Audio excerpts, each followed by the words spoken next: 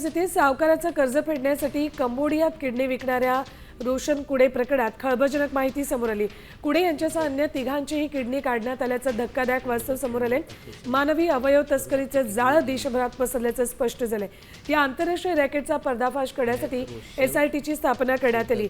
Kidney काढण्यासाठी 5 जण कंबोडियाला निघाले होते, मात्र नाशिकचा एक युवक कोलकाता विमानतळावरून पळून आल्यानं वाचलाय।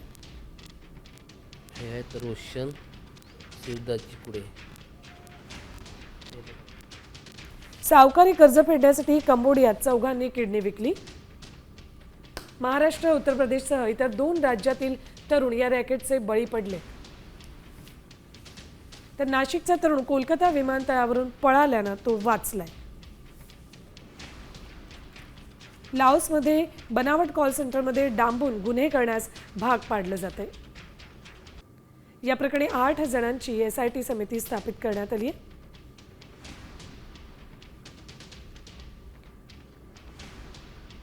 सावकारी कर्ज फेडण्यासाठी म्हणून कंबोडियात चौघांनी किडनी विकली। त्यातला एक जण नाशिकचा होता, तो कोलकाता विमानतळावरून पळून आल्यामुळे तो वाचलाय। आंतरराष्ट्रीय किडनी तस्करीचं धक्कादायक वास्तव चंद्रपुरातल्या या घटनेमुळे उघड झाले। या प्रकरणी आता SIT स्थापित करण्यात आलेली आहे।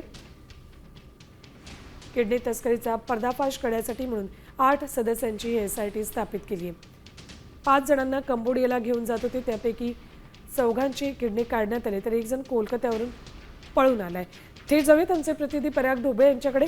पराग, आंतरराष्ट्रीय अवयव तस्करीचं रॅकेटच आता या एका घटनेतून पुढे आलंय। नक्कीच खरं तर हे धोकादायक आहे का ज्या पद्धतीने एका शेतकऱ्याची किडनी जी आहे त्यांनी विकली होती आणि सावकाराच्या जातामध्ये तो अडकला होता। त्यामध्ये आणखी काही जे आहे प्रकार समोर येत आहे। अनेक जाहिराती ज्या होत्या त्या सुद्धा अशा पद्धतीच्या ज्या सोशल मीडियावर होत्या, त्यामुळे SIT आता स्थापन करण्यात आलेली आहे।